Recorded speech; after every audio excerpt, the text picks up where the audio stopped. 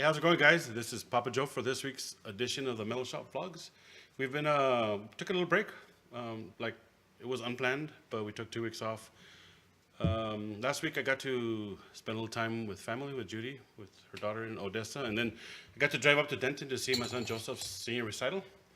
So yeah, that was pretty cool. I mean, we weren't having vlogs, but we were still thinking about you guys. And yeah, we miss it, man. I mean, we love doing this stuff. So whenever we get those breaks, we kind of enjoy the relaxation time, but we also miss having you guys here talk to us about all the cool stuff that you guys are doing. So today our special guest is Damian Gray. May look a little familiar. He was Yeah. here last year with his band Coyote Blue. That's right. That was Yeah. last year. So go ahead and give us an Nice. updated intro. Well, a lot's changed. I think, in a year, a lot of my hair's grown, several inches since our last interview, and just been all over the state of Texas, state of New Mexico, trying out different music ventures and trying to get involved in different aspects of music, like booking, promoting. We were the booking agent actually for a singer-songwriter out of Berlin, Germany, that I had remember done seeing that, yeah. that had stayed for a week in El Paso, and we hosted him at our house. We got a bunch of shows for him during the week, with a whole crew of different and really talented local artists too to back him up, and it was just a great time. That's awesome, man. Yeah, I see that you've been busy. Like you're doing, you're performing. You also have a blog now. Right. I started the Gray Area blog, I think, oh man, I think it might have been a year ago, actually, a year or more ago. But since then, the Gray Area has kind of evolved more. It's not just a blog, it's kind of like the name for the entity that I have that does the whole booking and promoting and blogging and just all over social media, just promoting other people. That's awesome, man. So like, is your blog specific to like local music or just music in general? Well, it's specific to local music in the sense that we try to reach out to locals in El Paso and also in the surrounding cities, and not just musicians, but um, anyone from any different platform of entertainment, whether they be video makers, poets, novelists, screenwriters. We've covered. Comedians. Yeah, definitely comedians. We've had the pleasure of working with Rex Owen Wade Jr., who's a novelist, a screenwriter, and a poet.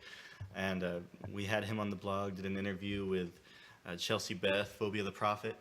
Did an interview yeah. with him. Ooh, fun fact, I took that picture.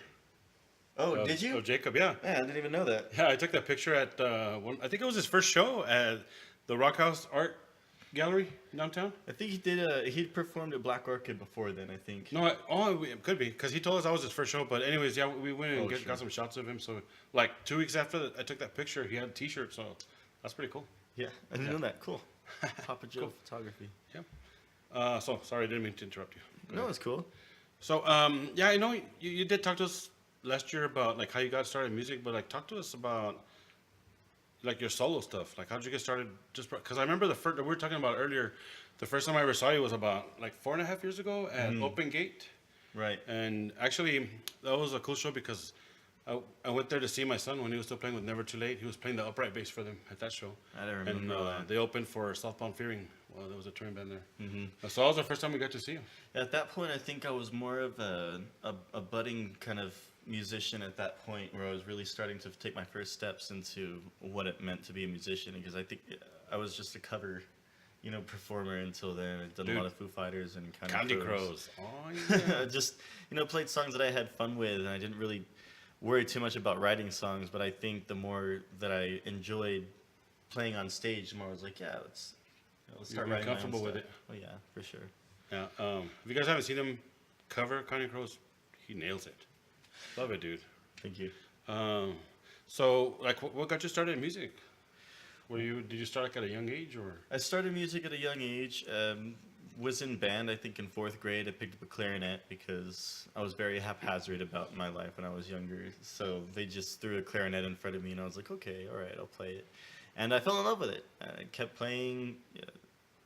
I had the desire in me to want to be better and want to do the best that I could. So I guess I've been musical since about 4th grade, and just kind of progressed from there. Did that kind of like that music education at a young age, did it help you learn how to play instruments on your own, like later in life? Because I know, like, you played the xylophone too and the guitar. Right, right. Well, it's definitely, made it feel like I can learn any instrument. So when I try, I'm more confident in that. Hey, I can actually do this.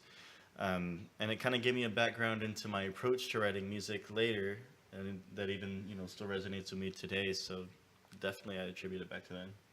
Yeah, there was like a melody you played in one of the songs with Coyote Blue on the xylophone, and then like I think like 2 years after we heard you play that, an actual like national band played a song with that same melody. Really? And we're like copying Damian, what's going on here, man? No, Yeah. we just we didn't see anybody in El Paso doing it, and Liz just happened to it was have cool. It was a nice touch. keys, and we just Yeah. tried it out, and it seemed to work. Cool. So like, what are some of your influences? Like, what did you hear that maybe sparked that little fire inside of you to get into music? Well, as a really young kid, I remember liking bands again, like Counting Crows and Matchbox 20, and a whole bunch of others that I can't even remember right now. Dude, you're gonna hate me, but I saw Matchbox 20. Did you? Yeah, the Don Haskins. Yeah, they came with. they still tour with Counting Crows now. I remember I was in Phoenix to see Red Light Cameras, and they had just stopped by. Yeah, I saw them with Lifehouse and Everclear. Okay, It cool. was a really good show, man. But man, those are some of my influences, some of the people that inspired me to want to write and perform, because their message got to me and it made me feel something. Another phobia reference, but that it made me want to do that myself. Yeah, I can see how. I mean, it happens to me too. I'm just not as musically inclined as most people. I'm more camera inclined. So talk to us about like your sound when you perform like solo. My solo sound, honestly, it's changed a lot over the years that I've been writing music, and recently I think I've gotten more comfortable to writing actually what's in my head, being able to write on a guitar what I hear.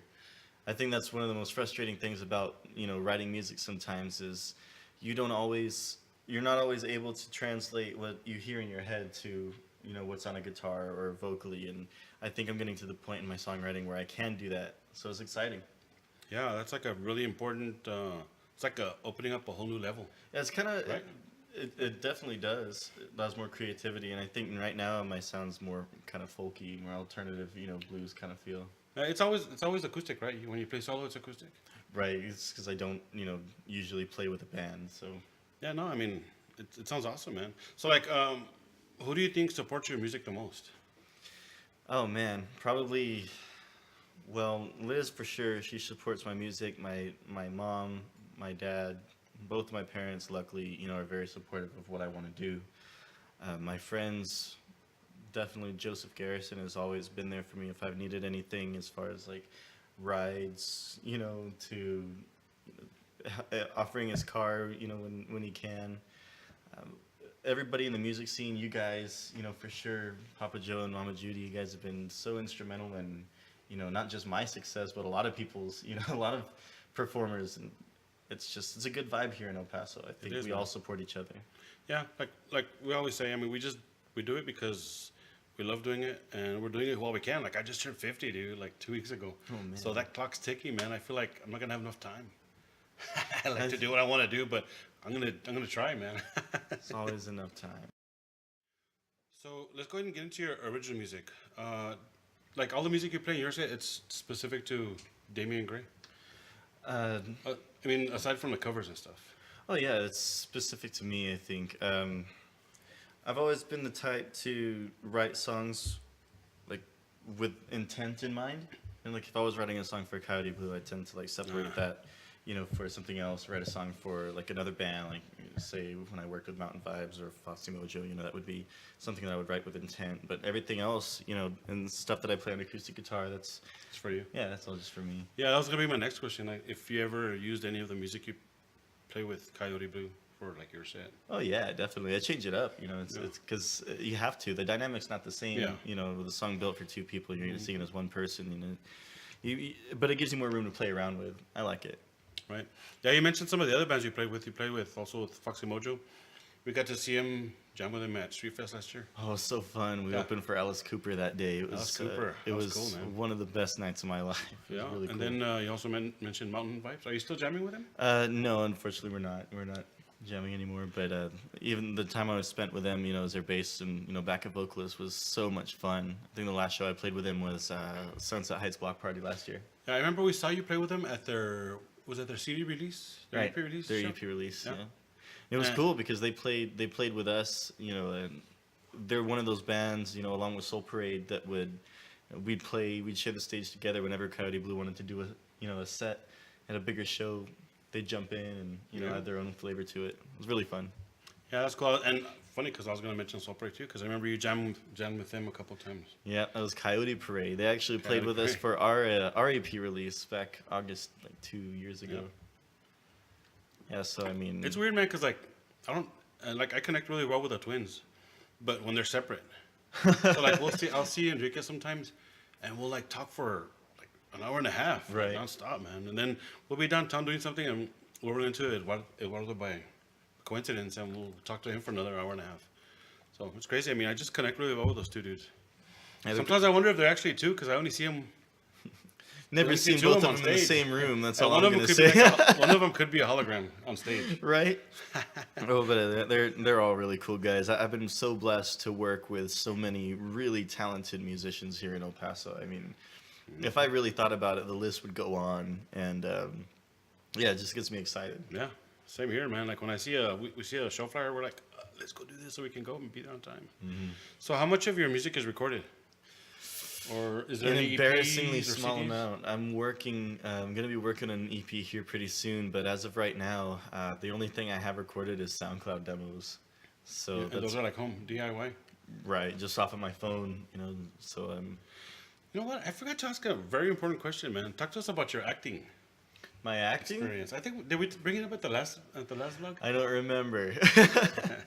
But no, as a young child, I remember I spent most of my childhood in different cities in California. My dad was in the Navy my entire childhood. So we found ourselves somewhere, I think, in Southern California, and the opportunity happened that I could go audition and maybe get an agent, and start doing commercials and stuff like that. And I happened to get picked up for a couple really cool roles. I mean, I did a show I did a commercial for Target. I did a commercial for LA Cellular back when LA Cellular was a thing. That commercial actually played during the Super Bowl, the Panthers and the Packers Wow. Super Bowl. That's cool. Was able to shoot an indie film actually with Matthew McConaughey and Sandra Bullock.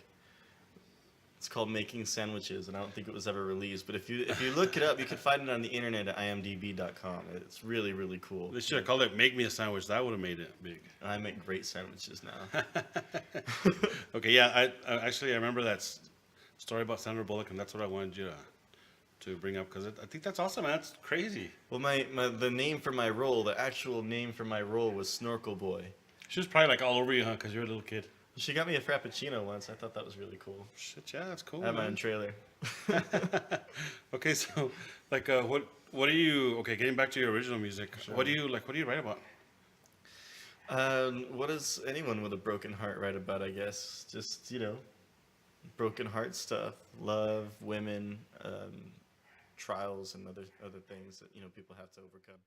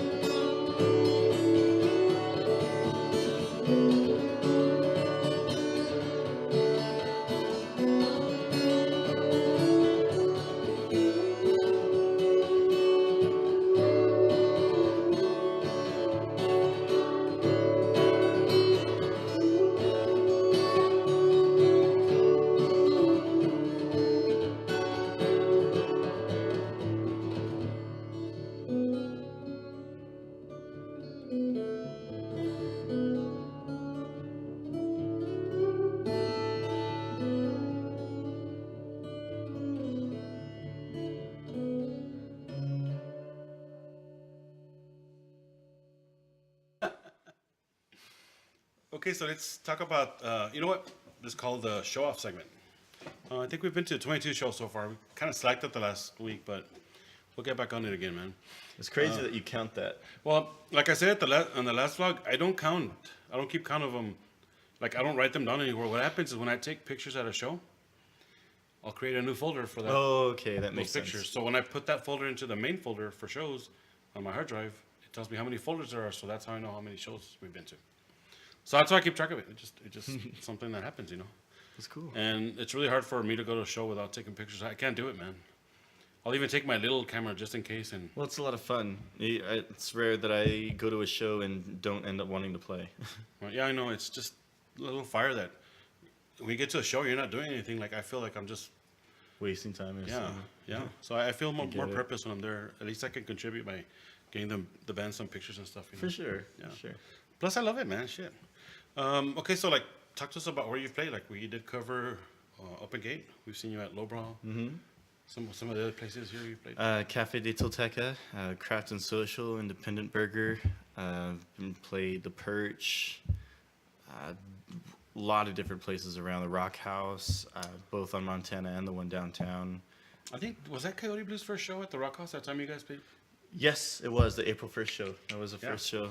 Yeah, And it we're was so cool because we had our name on the marquee and we were all excited. And it was a huge stage and we're just two people with acoustic guitars. But I mean, we had a lot of fun. Yeah, a good friend of ours, James Buster, he asked, hey, could you get bands for me like by Friday? And it was like Tuesday. And we're like, shit. So we're lucky that you guys helped us out with that. It was cool. Yeah, it was cool. We had fun. They had advertised free beer that night, and we thought it was an April Fool's joke. But And that no. was really free beer. Yeah, it was really free beer. Go figure. We should bring that back. Where's the free beer, man? Shit. But yeah. Okay, so what are some places you would like to play? Oh, I would love to play at the Black Heart in Austin. I think that's one of my, that's another one of my, probably my dream venues. I think my dream venue for the longest time was Lowbrow Palace, and I'm, you know, after doing that for a couple times, I think the next thing that I want to do is the Black Heart over in Austin. I had a dream actually that I was opening up for Ed Sheeran at this huge concert. Like everybody was packed, or all the seats were packed. I have no idea where it was, or what day it was, or anything. But I don't care where I'm playing as long as I open for him one day. Yeah, that'd be crazy. Maybe you guys could do like a duet, imagine. Man, don't tease me. That would be awesome. That would be awesome. Okay, so like, what are some of your favorite artists that you've opened up for, whether they're local or touring? Well, I think Coyote Blue opened up for San Fermin, and they are just an amazing band. I've opened for Snailmate. Like I said, Foxy Mojo played for Alice Cooper.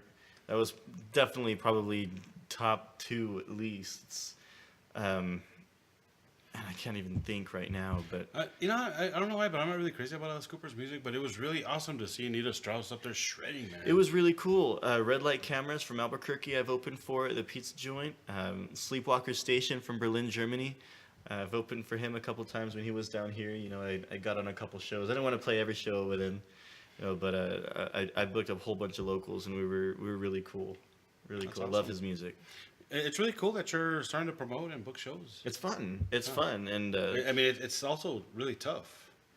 well, I mean, I think, you know, being involved in the music scene for a couple years now, I've been really lucky to meet some really awesome people, and that's honestly what it comes down to is, you know, meeting, you know, the right people and not being a dick, and just, you know, maintaining strong business relationships, and, you know, being respectful of one another, because that's how people want to bring you back. That's how people want to do business with you. And Yep. I think, you know, this whole year so far has definitely been eye-opening as to, you know, how much we actually have at our fingertips.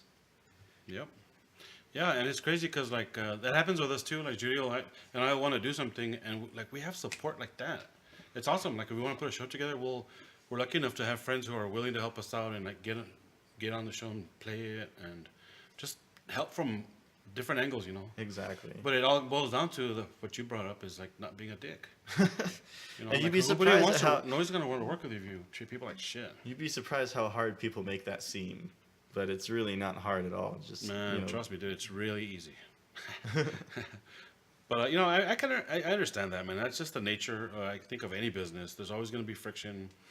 There's also like a lot of envy, and jealousy and stuff. And people see a promoter doing really well, and they kind of like start hating on him because I don't know why. I don't know what the reasons are, but it does happen. I'm sure it does. I try to, keep my head down for the most part. I don't really talk about anybody. Yeah. Or, I think that's the best way to go, man. Even when people do talk about you, maybe I mean it's just like it's the problems with them. So let them deal with it. So like, which promoters have you worked with, or which promoters have helped you out? Well, as far as promoters go, Rene Hernandez, I think, was one of the first people I've ever worked with who has always, been there for me in a lot of ways. Whether I wanted a show or 2 shows or 3 in a week, he was always throwing me a text, say, "Hey, are you down to do this? Are you down to do that?" If I needed gear or equipment, he was always down to be like, "Hey, no worries, bro, I got you." Him, Christian Yanez also has put me on at Lowbrow Palace and a couple other places. Alan Martinez, even from Head Up Promotions, he's helped me out with a couple of shows here and there, and we've played each other's shows. So I think there's a lot of talent, even in the business side. It's not all talent is expressed musically or, they're on a stage. Sometimes talent is, knowing who to reach out to and when, and just knowing what pieces go where. Yeah, definitely, man. It's not easy. That's why I said it is difficult. But we're lucky that El Paso has some really good business people who are promoting, who know how to treat people right. Okay, so what are some of the things that you see at a show that makes you happy? I like to see people get really close. Like a lot of reason why, even though I'm not a hip hop musician, why I like to go to, Phobia the Prophet shows or Rebel Agnostic, when he was here, Prophet, Ralph the Ruckus. I like to go to those shows because people get involved and they get excited about it. And there's nothing that feels better as a performer than having somebody, that you don't hang out with and you don't write music with, but they're front and center in your shows singing your words, to the songs that you wrote. That's why I do it. I want to be able to do that. Right, I totally understand. That makes me happy to see it shows, definitely. Yeah, and seeing friends, they're supporting you, seeing musicians from other bands who aren't playing that show. Oh yeah, for sure. Okay, so let's get into your social media. Okay. I found you earlier on Facebook. I know you have your personal page and Right. also the gray area. That's right. And the gray area is more the name for the entity that I have that does the booking and the promoting. And, we have other things in mind, too, that we're going to release. We actually have a team of people now. It's not just me.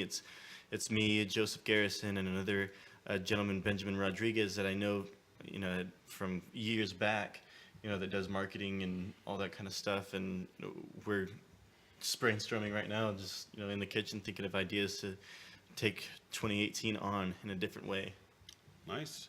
Okay, so what advice would you give to a young musician? And it's funny because I know you have a younger brother who's also a musician. Yes, Caleb, he just turned 18 last December. Dude, he's not a kid anymore. Oh man, it was so crazy to know that he's already, legally, I guess an adult now, Yeah. I mean, but he's such a talented musician. He really, really is. Yeah, he is. So what advice have you given him? Be available. Make yourself available. Say yes to everything and anything. Any publicity is good publicity. Don't be stupid. Don't step on anyone's toes. Don't think you're worth more than you are. Don't forget that you're replaceable, but make yourself available. If someone asks you to play a show, play a show. If someone wants you to play 2 shows a day, play 2 shows a day. Do what you have to do till you don't have to do it anymore. But, in the beginning, use your hunger and use your thirst and your desire to do something to your benefit. And you stand out that way. You really do. Yeah. You stand out if you go to open mics, every week, sometimes 2 or 3 times a week. You remember when they had like 3 a week? You stand out like that. You stand out if you when you play shows, you still go to the open mics. You stand out when you mentor other artists. You stand out when, you make an effort to get to know other artists that, in your view, are successful in doing the same things that you want to do. Yeah, you never know who's gonna watch you. You never know who's gonna maybe like what you're doing and ask you to do something bigger. And I've said it for a while. You don't always need a big crowd for shows. You just need the right crowd. And even if there's no crowd, still play, and it's all good experience. For sure, for sure. Trust me, man. Like we've always said, Judy and I have been to shows where it's the bands that are playing that night and just her and I. Oh yeah. But the bands still play like with all their, they still have all the passion and everything. I've only ever seen one band, well, actually one dude in a band, and it was a Korean band, complain about the fact that nobody was there. And it really turned me off as a fan because I was there as a fan because I liked them, but I was also there to take pictures of them. And when I heard him say it out loud, he was like, "Fuck, why are we playing? There's nobody fucking here." And I was a fan, and two other kids were there, and I was like, "Well, motherfucker, I'm right here." But you know what? Fuck you. When I left, I was like, "Fuck this guy, man. He's got the wrong attitude, man." It's disrespectful. And that's one of the reasons we and Renee got along so well. Was he told me straight out, he's like, "Dude, like I love the fact that whether there's 10 people or 100, you still play with the same intensity." And it's about the passion, man. Come on. Yeah, if you're not gonna put your all into it, sometimes they're rehearsals, but that'll make you better for the next show, right? Then you get better, and people want to come see you. Mm-hmm. Okay, so talk to us about any hidden or secret talents that you have that are not music related. Well, I can open a beer bottle with a lighter. Oh yeah. I'm a writer. I was an amateur skateboarder for a while. I was sponsored by Crook Skate Shop. I rode for Dr. Skateboard, and I was gonna get on Decline Footwear, but wasn't able to finish my video part. And then unfortunately, just life happened and got too busy, and I kind of got out of the scene. But I like that. I'm really good at pool. Me and Liz and Joe will go to Ale House every Sunday when they have free pool. We'll just go and shoot sometimes for hours. That's cool, man. Different places around El Paso. We have a pool table and I still suck at it. So no, but I know you have to you have to invest. I'm a competitive person, man, and if I'm gonna do it, I'm gonna make sure that I have a chance of winning. Yeah, for sure. Okay, so what are your thoughts on social media bullying? Well, I've seen it a couple times, but not too much. It's like one of those things where it doesn't really happen to me that often.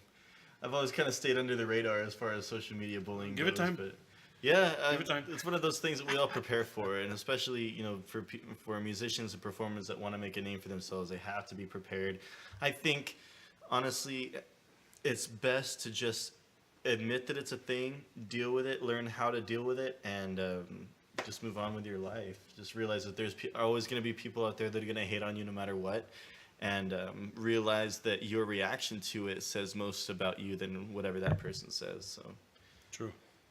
Yeah, I could go on and on about that, but I won't today. Any shout outs that you'd like to give? I know you already gave some shout outs, but oh yeah, anybody you missed? I mean, Outpost City, man, you guys were awesome. They were when Sleepwalker Station came in. We set him up with a date there. He was able to go use the recording studio there that they have for touring and professional musicians. He was able to get some snacks, all kinds of stuff, amenities. You guys for sure for putting on this Metal Shop vlog, which has been so influential. It's one of those things where as a musician starting out, you're like, oh, that happens. I want to be a part of that. I want to get on that.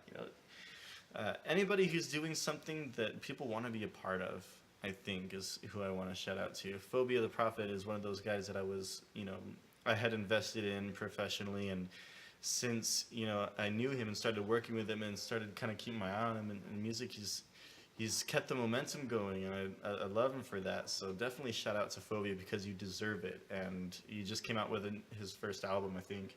Yeah. And it's been doing very successfully, and I wish nothing for the best for him. And his video too.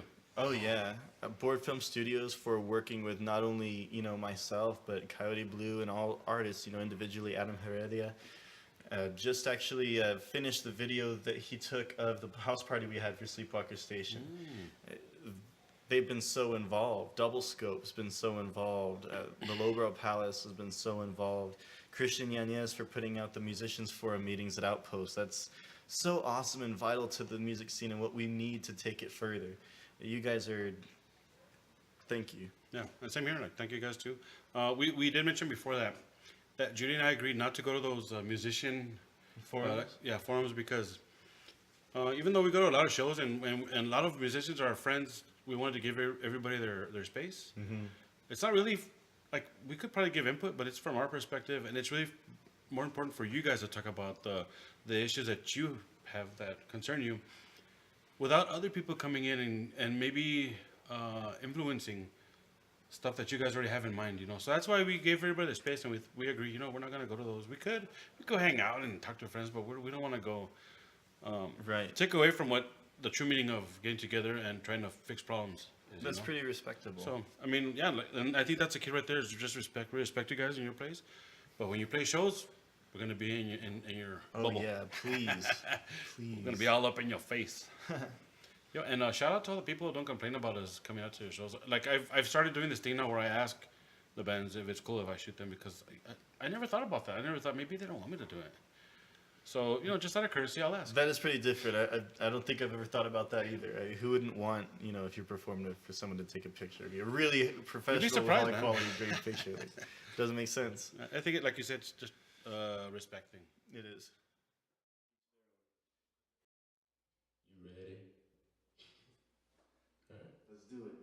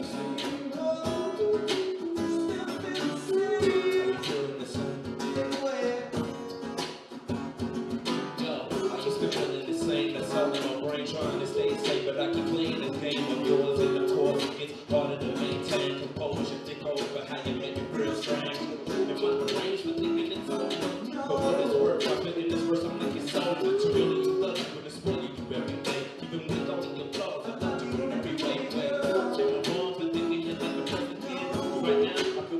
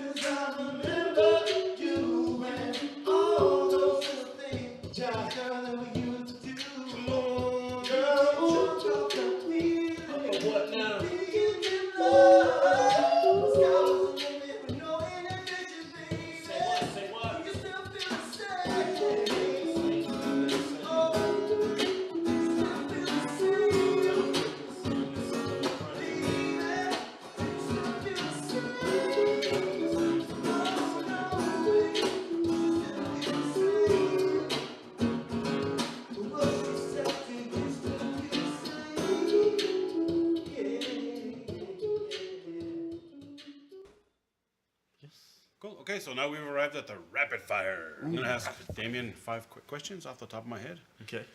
Okay, so first question: is there any Counting Crow song that you can't do? Oh, that I can't do? I don't know the chords to A Long December yet, but that's on my to-do list. Dude, that's one of my favorites. It's one of my favorites too. Okay, are there any other '90s bands that you like other than Counting Crows? Like I said, Matchbox 20. I guess Blink-182 counts, right? Is it 90s yeah. band? Well, For we'll allow sure. it. Yeah, Santana was also really big in the 90s. He had like a bunch of collaborations that were pretty popular at the time. Cool. Yeah, the only Santana song I like is "I'm Winning." I don't even know that one. That's my favorite Santana song, and I'm not really into the whole quinceañera Oh, Europa man. stuff. I loved it. Okay, favorite local restaurant? Oh man, my favorite local restaurant. I actually had a good answer for this too. I like Taratai on the west side, or over in Cincinnati. A really good place. Cool. How many tattoos do you have? I've got two. I got this gummy bear one on my left wrist, and then I've got this one I just got last December of a compass. This is actually a band tribute tattoo. There's a band called L1011 that's been to El Paso a couple of times, and they have an album called Every Direction is North. So as a tribute to them, I got a nautical compass in every direction on it. It says N for North. Nice. Okay, and if you could go back to acting, who would be your top leading lady? My top leading lady? Oh man, I want to say probably Mila Jovovich. I've always been a big fan of the Resident Evil series, and if I did do acting again, I'd want to be in a movie like that. So Nice. Okay, cool. So that's our 5 rapid fire questions. Cool. Oh, that was easy. Okay, so we've come to the end of the vlog. Is there anything that you didn't cover that you'd like to bring up before we shut her down? Other than that, we'll be working on an EP this year.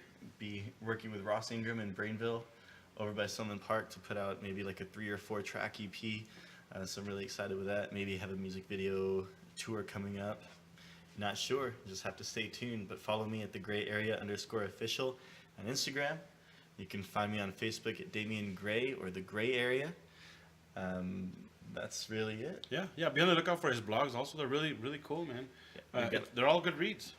I'm like, damn, did you like go to school for writing? No, or English was journalism or always my anything? best subject. I loved writing. Nice. Yeah, Still and also love be it. on the lookout for his upcoming EPs. Yes. Play music, because I want to see him on Spotify for sure, because I love Spotify. Yeah. And we're not sponsored by them. I just like it. But it would be cool. Sponsorship would be cool. Spotify, if you're listening. Yeah. And also want to give a shout out, as always, to number 1, Mama Judy, for just being herself. Look at her. Yes. She doesn't have to try, dude. It just comes so natural, man. Also, number 2, to our awesome, amazing sponsors at Live Audio, Alex and Nicole. We love them. They're always like looking for the next thing to do for El Paso's music scene, man. And All the comedians who like to hang out with us. yeah, and they inspire us, man. So, and also shout out to Anthony Austin Brown, who's in the audience over Anthony there. Austin Brown. Shout out to Listina for her support Listina. too. And I think that's it. We covered everything, right? Yeah. Okay, man. So Definitely. thank you for joining us this week at the Mail Shop Vlogs, and we'll see you next week.